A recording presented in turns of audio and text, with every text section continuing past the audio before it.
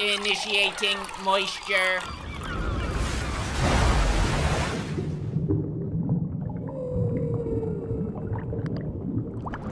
Welcome to the Moist Meter. Today we're taking a look at ReZero, both Season 2 and Season 1, since Season 1 actually predates the Moist Meter, if you can even believe that.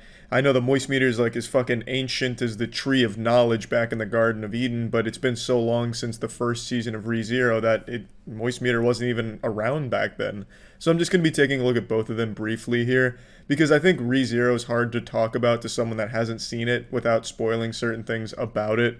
I really think this show is a must-watch for anyone that likes anime, or just even good storytelling. And if you like anime, you're probably already jerking off to the mini waifus in ReZero, or you're already watching the show constantly, glued to it, because everybody is. ReZero is like French fries. Everybody loves French fries. The show is just so goddamn good.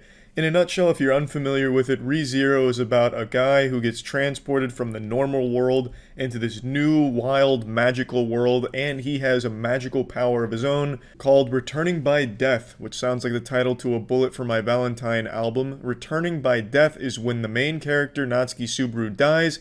He reloads a checkpoint, and these checkpoints change throughout the show, so it's time looping. He time travels. When he dies, he comes back to a predetermined checkpoint that not even he's entirely certain of, because he doesn't know when they change, he doesn't know what's going to be counted as a checkpoint, so he's always left in the dark there. But he does get these checkpoints, and then he's able to loop time and start piecing together things about why he died, how to change that, how to save the people around him, and he goes through this horrifying cycle of dying and repeating constantly, just this absolutely nightmarish cycle with really brutal deaths. Natsuki Subaru gets absolutely brutalized, split in half, eaten alive, disemboweled, have his asshole ripped out of his asshole, have his fucking asshole ripped out of his mouth. Like, all kinds of bad shit happens to Subaru directly, and all the people around him face some of the most horrifying deaths. And it's up to him, using this power of time looping, to try and stop that from happening and to fix the things around him, save himself, save others. And it's through this time looping, this death cycle, that you really get to see so many sides to the characters. The strongest part about ReZero to me is definitely the characters, because you see them in so many different ways. For example, you'll meet a character one way, and then Natsuki Subaru dies, or the character dies, and he kills himself to reload his checkpoint so he can save them. And then you see them in a totally different way because he changes his approach and how he meets them.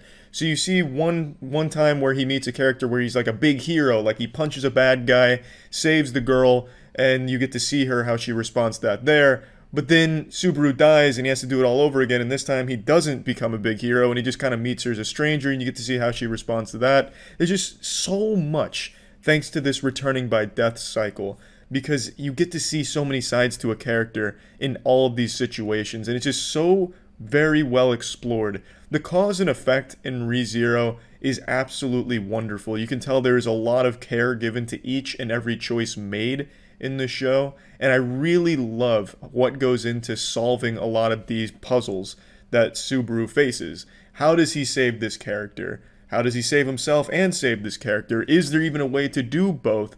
And he comes up with plans and comes up with ways to convince the people around him without telling them that he time travels, because he can't tell anybody about returning by death. There's a curse, and there's consequences if he does. And it's just such an enjoyable anime. There was never a point in either season so far where I was bored or uninterested, because the characters are so strong. There's a big cast of characters. It's a wide array of different characters. And Natsuki Subaru is the central one, who over time gradually starts to change and become really fleshed out and deep. He starts as just like a pretty simple character, but through all of these deaths, after dying hundreds of times, dying more times than fucking Prometheus getting punished by Zeus for giving fire to humans, he starts to change and he becomes this really, really deep, interesting character, at least in my opinion.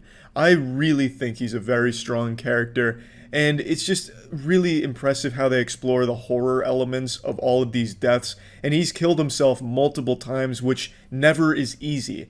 At no point does he ever just say, I'm killing myself because I need to go back to the checkpoint, because he doesn't know where the checkpoint is. He doesn't know for sure.